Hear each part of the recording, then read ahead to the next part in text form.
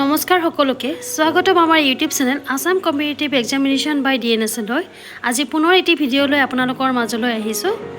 আজিৰ ভিডিঅ'ত দেখুৱাবলৈ যত্ন কৰিছোঁ আমাৰ মুখ্যমন্ত্ৰী ডাঙৰীয়াই ফেচবুক লাইভত শিক্ষা বিভাগক লৈ বহুতো কথা আলোচনা কৰিলে, লগতে শিক্ষক নিযুক্তিক লৈও তেখেতে ক'লে। গতিকে কি ক'লে ভালদৰে শুনিবলৈ ভিডিঅ'টো শেষলৈ চাব। লগতে ADRE গ্ৰেড 3 আৰু গ্ৰেড 4 আৰু আসাম পুলিচৰ পৰীক্ষা সন্দৰ্ভত তেখেতে কি ক'লে চাওঁ আহক।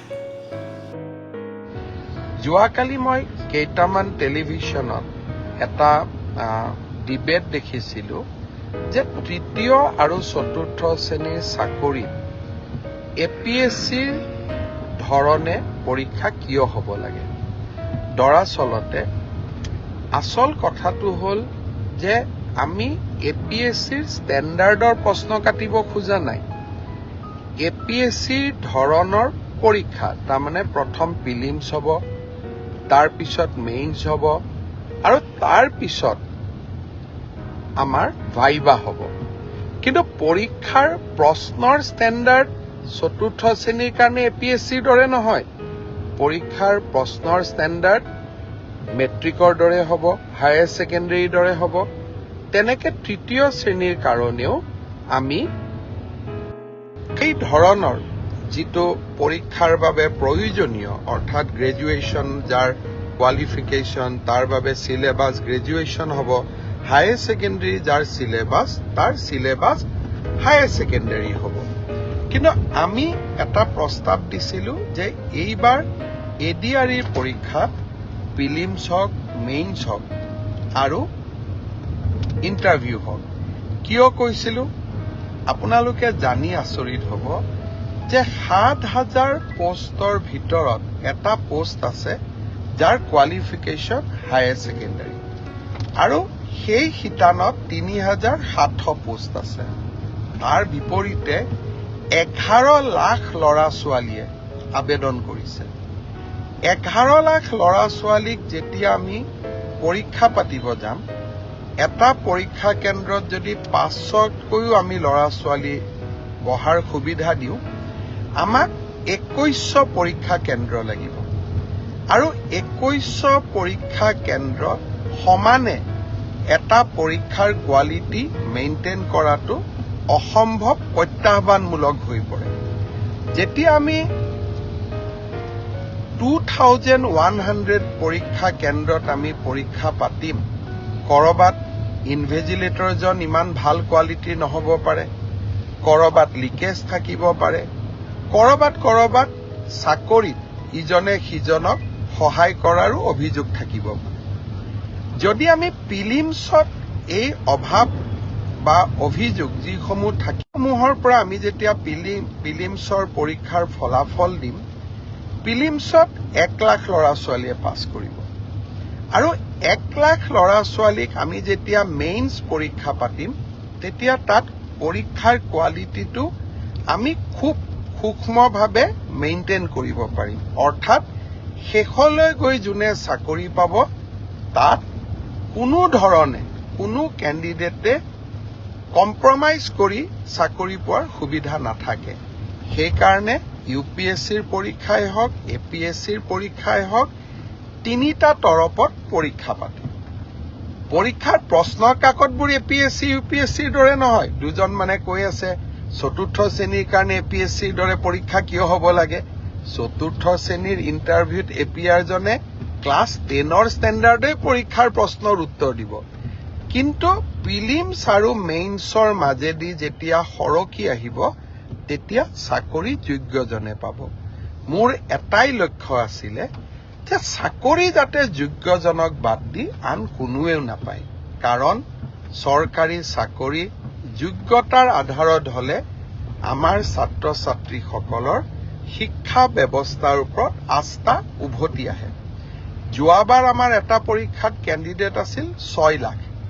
এইবাৰ এটা পৰীক্ষাত হ'ব আমাৰ কেণ্ডিডেট ১১ লাখ। প্ৰিলিমছ মেইনছৰ মাজেদি আমি আহিলে আমাৰ বহুখিনি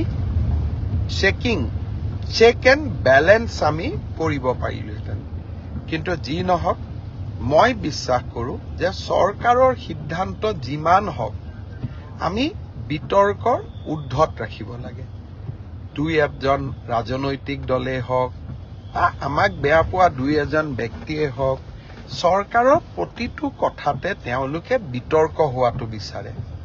আৰু বিতৰ্কৰ পৰা তেওঁলোকৰ যে কিবা লাভ হয় এনেকুৱা নহয়, যেন বিতৰ্ক কৰি চৰকাৰখনৰ ভাল প্ৰচেষ্টাসমূহকো তেওঁলোকে যাতে কৰবাত নিগেটিভিটিলৈকে ৰূপান্তৰ কৰিব পাৰে। সেইবাবে ময়ো সাৱধানে থাকিব খুজিছো। এইবাৰ আমি প্ৰিলিমিনাৰী পৰীক্ষা নাপাতো, মেইনছ আৰু ভাইবা ভচিৰ মাজেদিয়ে আমি পৰীক্ষাৰ ৰিজাল্ট দিম। অৱশ্যে 11 লাখ ছাত্ৰ ছাত্ৰীয়ে যেতিয়া 2100 পৰীক্ষা কেন্দ্ৰত পৰীক্ষা দিব, ই এটা ভীষণ প্ৰত্যাহ্বানমূলক হ'ব। কেনেকে পৰীক্ষা পাতিব পাৰিম, 2100 স্কুল কলেজ, ই এটা ডাঙৰ প্ৰত্যাহ্বান হ'ব। চৰকাৰী বিষয়াসকলে এই বিষয়ে আলাপ আলোচনা আৰম্ভ কৰিছে। ৰাইজৰো সহযোগিতা লাগিব। কি ধৰণে পৰীক্ষাটো বিতৰ্কৰ ওপৰত ৰাখিবৰ কাৰণে ৰাইজৰো আমি সহায় ল'ব পাৰো, তাৰ বিষয়ে আমি চিন্তা চৰ্চা কৰিছো। সময়ত আমি আপোনালোকক কম। 3 অক্টোবৰৰ পৰা পুলিচৰ ইণ্টাৰভিউ আৰম্ভ হ'ব। তাত এনেকুৱা কোনো অসুবিধা নাই, যোৱাবাৰ যেনেকে নিযুক্তি হৈছিল এইবাৰো হ'ব। আৰু শিক্ষকৰ নিযুক্তিৰ ক্ষেত্ৰতো আমি ইতিমধ্যে ব্যৱস্থা আৰম্ভ কৰিছো, আৰু ইয়াতো বহুত বেছি বিতৰ্কৰ অৱকাশ নাই। আৰু এইবিলাকত নিশ্চিত কোৱালিফিকেশ্যন লাগে কাৰণে কেণ্ডিডেটৰ সংখ্যাও কম। কিন্তু তৃতীয় আৰু চতুৰ্থ শ্ৰেণীত এইবাৰ অসম্ভৱ প্ৰাৰ্থীয়ে আবেদন কৰিছে। সৰ্বমুঠ 18 লাখ আবেদন এই 14,000 পোষ্টৰ কাৰণে আমাৰ ওচৰলৈ আহিছে। যি কি নহওক, দুই এজনে সুধি আছে যে চিলেবাছ কেতিয়া দিব। মই অহা পৰহি বা মেক্সিমাম 4 দিনৰ ভিতৰত চিলেবাছ দুখন প্ৰকাশ কৰিবৰ বাবে মই ৰিক্ৰুটমেণ্ট কমিশ্যনক নিৰ্দেশ দিছো। আৰু মই ভাবো যে ইয়াৰ পিছত এই পৰীক্ষা সম্পৰ্কীয় আপোনালোকে যি কথা বুজিব খোজে, জানিব খোজে, ইয়াৰ পিছত ৰিক্ৰুটমেণ্ট কমিশ্যনে আপোনালোকক জনাই থাকিব। মই মুখ্যমন্ত্ৰী হিচাপে এই প্ৰক্ৰিয়াটোৰ পৰা খুব প্ৰয়োজন নহলে আজিৰে পৰা আঁতৰত থকাটো উচিত হ'ব। অৱশ্যে কৰবাত ভুল ভ্ৰান্তি থাকিলে, কৰবাত কিবা বুজাত অসুবিধা হলে, কৰবাত স্পষ্টীকৰণৰ প্ৰয়োজন হলে নিশ্চয় মই আপোনালোকক এই ধৰণে ফেচবুক লাইভে হওক বা সাংবাদিক মেলত আহি আপোনালোকক মই বুজাবৰ বাবে বা আপোনালোকক চৰকাৰৰ স্থিতি স্পষ্ট কৰিবৰ বাবে মই চেষ্টা কৰিম। বানপানী গোটেই কেইখন নদীতে পানী কমিছে।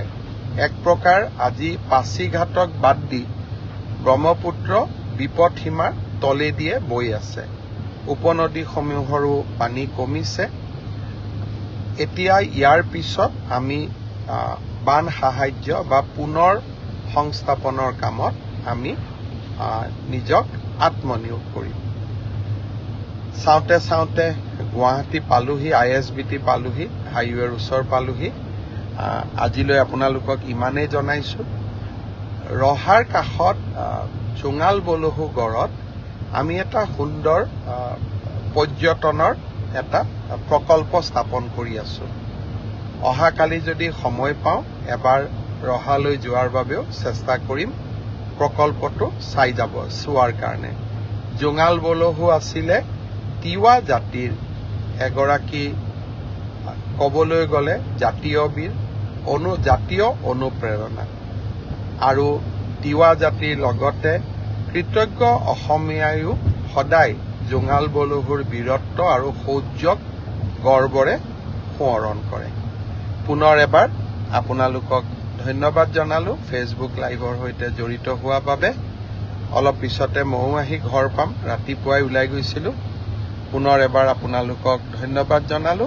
শুভৰাত্ৰি।